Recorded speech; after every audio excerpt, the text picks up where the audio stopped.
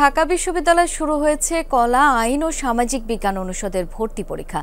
সেখানে রয়েছেন সহকর্মী শাকিল হাসান। যাব তার কাছে। শাকিল, পরীক্ষা কেন্দ্রের সার্বিক পরিস্থিতি জানতে চাই আপনার কাছ থেকে।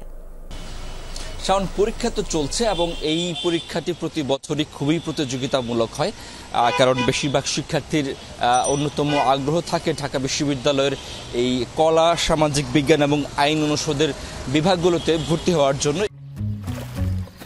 এখন তো জীবাণুদের থেকে বাঁচালে সারাদিনকে বাঁচাবে ডেটল। ডেটল দেয় জীবাণুর বিরুদ্ধে 12 ঘন্টার সুরক্ষা বলয়। সুরক্ষার বিশ্বাস থাকুক দিনভর।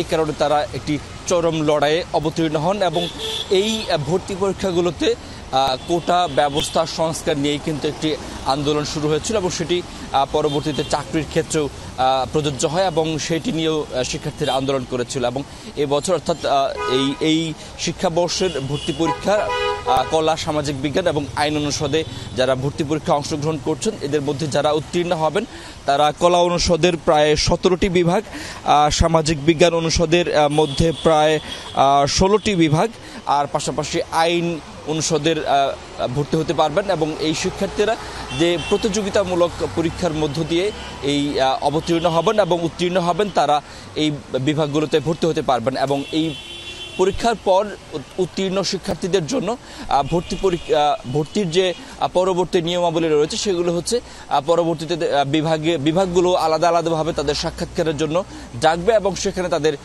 এসএসসি এবং এইচএসসি সার্টিফিকেট সহ অন্যান্য যে প্রয়োজনীয় ডকুমেন্টস, প্রয়োজনীয় কাগজপত্র সেগুলো তারা উপস্থাপন করবেন। তার ভিত্তিতে বিভাগগুলো তাদের নিজ নিজ বিভাগের জন্য একটি তালিকা প্রণয়ন করবেন।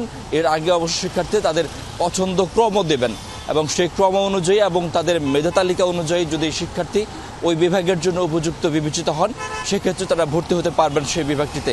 আর না হলে সেই বিভাগের পছন্দ ক্রম অনুযায়ী তাকে পরবর্তী অপেক্ষমান তালিকায় রাখা হবে এবং সেখান থেকে যদি কোনো শিক্ষার্থী সেই মূল তালিকায় ঢোকার সুযোগ পান, সেক্ষেত্রে তারা সেই বিভাগগুলোতে ভর্তি হতে পারবেন।